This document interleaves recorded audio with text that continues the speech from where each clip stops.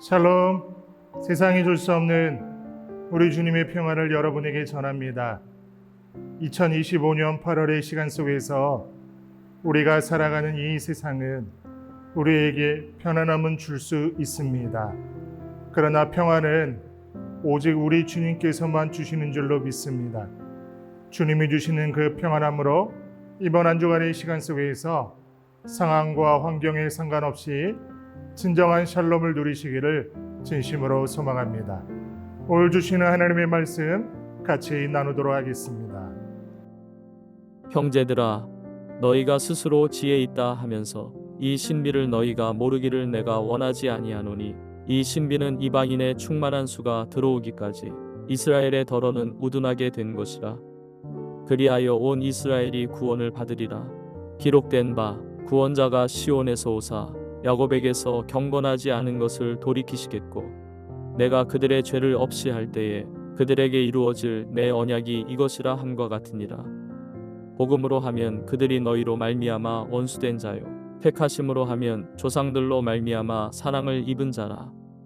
하나님의 은사와 부르심에는 후회하심이 없느니라. 너희가 전에는 하나님께 순종하지 아니하더니 이스라엘이 순종하지 아니하므로 이제 긍휼을 입었는지라.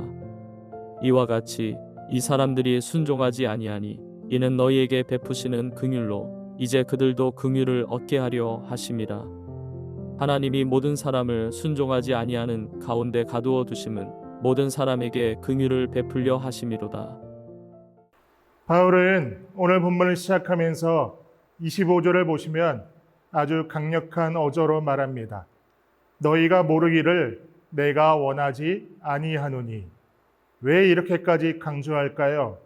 그 이유는 바로 로마 교회 안에 있던 이방인 성도들의 영적 교만 때문이었습니다. 그들은 복음을 거부하는 유대인들을 보며 이제 우리가 하나님의 새로운 선택된 백성이다, 저들은 버림받았다라고 생각하며 스스로 지혜 있는 체하기 시작했습니다. 바울은 이러한 교만을 뿌리 뽑기 위해 이 신비를 공개합니다. 여기서 신비란 과거에는 감추어져 있었지만 이제 하나님께서 밝히 드러내신 진리를 의미합니다. 그 신비의 내용은 무엇일까요? 이스라엘의 완악함은 부분적이고 일시적이라는 것입니다. 25절 하반절에서 이스라엘 전체가 아닌 덜어는 우둔하게 되었다라고 말합니다. 또한 이방인의 충만한 수가 들어오기까지라는 시간적 제한을 둡니다. 즉 이스라엘의 영적 무림은 하나님의 영원한 유기나 최종적인 실패가 아니라 하나님의 더 큰 구원 계획 속에 있는 하나의 과정이라는 사실입니다. 그들의 넘어짐은 버림받음이 아니라 마치 밭을 갈아엎는 것과 같습니다. 당장은 땅에 파헤쳐지고 혼란스러워 보이지만 이는 새로운 씨앗, 즉 이방인이라는 씨앗을 심기 위한 하나님의 섭리였던 것입니다. 이스라엘이 복음을 거부함으로 인해 복음은 놀랍게도 사마리아와 땅끝까지, 즉 우리와 같은 이방인들에게로 급속히 확장되었습니다. 유대인들의 노후가 이방인들에게는 구원의 문을 여는 예스가 된 셈입니다. 우리가 지금 이 자리에서 예수님을 믿고 예배할 수 있는 것은 바로 이 신비로운 하나님의 경륜 덕분입니다. 그러니 우리가 어찌 유대인들을 향해 교만한 마음을 품을 수 있을까요? 우리는 그들의 넘어짐으로 인해 구원이라는 엄청난 은혜를 입은 수혜자들입니다. 오늘 큐티 영상을 함께 하시는 성도 여러분, 오늘 본문 26절은 이렇게 위대한 선언을 합니다. 그리하여 온 이스라엘이 구원을 받으리라. 여기서 온 이스라엘이 모든 유대인, 개개인을 의미한다기보다는 민족적이고 총체적인 이스라엘의 회복을 의미합니다. 이방인의 충만한 수가 차면 하나님께서는 다시 이스라엘에게로 눈을 돌리셔서 그들 가운데 대대적인 구원의 역사를 일으키실 것이라는 예언입니다. 바울의 이사야 59장과 예레미야 31장의 말씀을 인용하며 이 약속이 구약의 뿌리를 둔 하나님의 확실한 언약임을 증명합니다. 이것이 바로 하나님께서 드러내신 신비입니다. 이스라엘의 일시적인 완악함을 통해 이방인을 구원하시고 마침내 이스라엘까지 구원하시는 하나님의 놀라운 계획, 이 거대한 구원의 파노라마 앞에서 무엇을 느끼십니까? 나의 구원이 결코 나 혼자만의 이야기가 아님을 깨닫게 됩니다. 아브라함부터 시작된 하나님의 언약, 이스라엘의 역사, 그리고 교회의 시대를 거쳐 마침내 완성될 하나님 나라의 장대한 이야기 속에 나라는 존재가 포함되어 있다는 사실에 전율하게 되는 것입니다. 이 사실을 깨달을 때 우리의 교만은 사라집니다. 오직 감사와 겸손만이 남게 될 줄로 믿습니다. 이제 바울은 이 신비로운 관계를 더욱 깊이 설명하기 위해 놀라운 역사를 제시합니다. 28절 말씀을 읽겠습니다. 복음으로 하면 그들이 너희로 말미암아 원수된 자여, 택하심으로 하면 조상들로 말미암아 사랑을 입은 자라. 이스라엘 백성들은 구약 성경에 그렇게 많이 예언되신 메시아가 오셨음에도 단지 목수의 아들로 오셨다고 갈릴리 나사렛 출신이라고 배척하고 십자가에 못 박혀 있습니다. 또 그분의 사도가 된 바울이 복음을 전하는 곳마다 방해하고 반대하고 박해 있습니다. 그렇게 보면 이스라엘 백성은 완전히 하나님과 원수된 관계에 있었습니다. 그럼에도 바울은 조상으로 말미암아 사랑을 입은 사람들이라고 말하고 있습니다. 그들은 완전히 하나님의 반대편, 하나님과 원수된 관계에 있었지만 그 뿌리가 사랑을 입었기 때문에 즉 하나님께서 그들의 조상인 아브라함과 이삭과 야곱에게 하신 언약 때문에 지금 비록 가지가 원수가 된 관계에 있어서도 사랑을 입은 관계라고 말하는 것입니다. 다시 말씀드리면 하나님의 인간처럼 변덕스럽거나 약속을 쉽게 저버리는 분이 아니심을 말하고 있는 것입니다. 이 위대한 역설의 근거가 바로 29절에 나옵니다.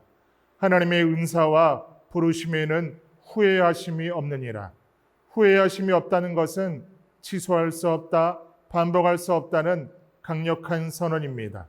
하나님께서 아브라함을 부르시고 이스라엘을 선택하신 그 부르심과 그들에게 주신 언약의 선물들은 그들의 불순종과 실패에도 불구하고 결코 취소되지 않는다는 것입니다. 왜냐하면 하나님은 우리보다 비교할 수 없을 정도로 높으신 분이시며 완전하신 분이시며 창조주이시기 때문입니다. 하나님은 이스라엘의 완악함과 우둔함을 결코 모르지 아니하시고 결국 선을 이루어내실 것을 고백하는 말입니다. 때때로 우리가 보기에는 비합리적이고 지혜롭지 못하게 보이는 일도 하나님께서 행하시는 것이라면 순종할 수 있어야 합니다. 그 대표적인 사람이 사도 바울입니다.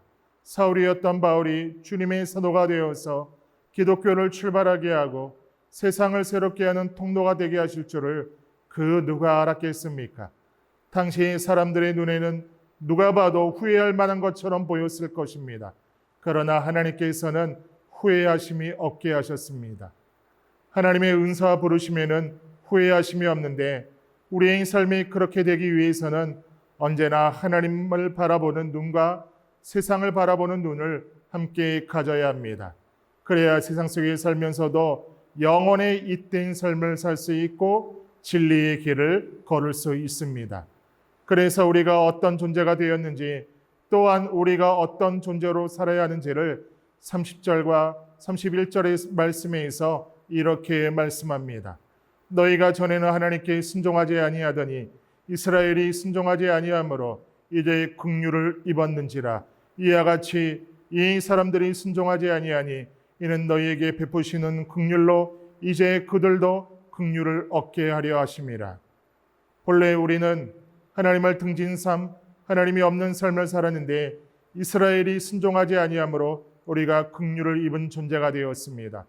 우리가 중심으로 하나님의 긍휼을 입은 존재인 것을 고백한다면 이제 우리가 하나님의 긍휼의 통로로 살아가야 합니다.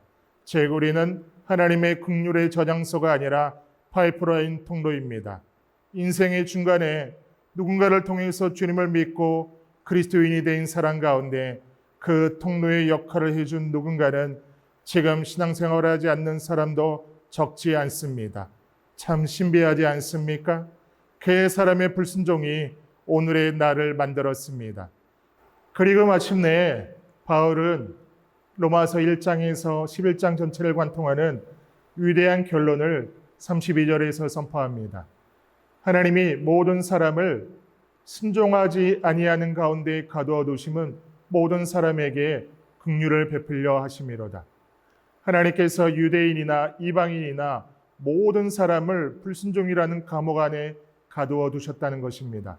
여기서 가두어 두셨다는 것은 모든 인간이 스스로의 힘으로는 하나님의 율법에 순종할 수 없는 죄인임을 명백하게 드러내시고 확정하셨다는 의미입니다. 왜 그렇게 하셨을까요? 모든 사람에게 긍휼을 베풀려 하심이로다. 하나님 모든 인간을 불순종이라는 동일한 출발선에 세우십니다. 유대인이라고 자랑할 것도 없고 이방인이라고 주눅들 것도 없습니다. 모두가 예외 없이 하나님의 긍휼이 필요한 죄인임을 깨닫게 하십니다. 그리고 바로 그 절망의 자리에서 아무도 자신의 의를 내세울 수 없는 그 자리에서 하나님은 비로소 당신의 순전한 긍휼 100% 하나님의 은혜의 선물을 부어주시는 것입니다. 영상을 함께 하시는 성도 여러분, 구원은 우리의 순종이나 자격으로 얻는 것이 아닙니다. 우리가 모두 불순종하는 자임이 드러났을 때 오직 하나님의 일방적인 긍휼과 자비로 주어지는 선물입니다. 이것이 복음입니다. 이 진리 앞에서 누가 교만할 수 있으며 누가 다른 사람을 판단할 수 있겠습니까? 우린 모두 똑같이 긍휼의 수혜자들일 뿐입니다. 기도하겠습니다. 하나님, 우리가 하나님의 자녀로 살아감이 하나님의 긍휼의 은혜를 잊고 살아가는 것임을 다시금 고백합니다. 그 긍휼의 은혜를 잊고 살아감에 있어서 긍휼의 저장소 되지 않게 하여 주시고 긍휼을 힘껏 흘려보내는 파이프라인이 되게 하여 주셔서 하나님이 주신 그 은혜를 또한 모든 이들에게 흘려보내기에 부족함이 없는 우리의 믿음의 고백이 되게 하여 주옵소서. 그렇게 행하시 하나님을 믿고 의지하며 예수님의 이름으로 기도드리옵나이다. 아멘.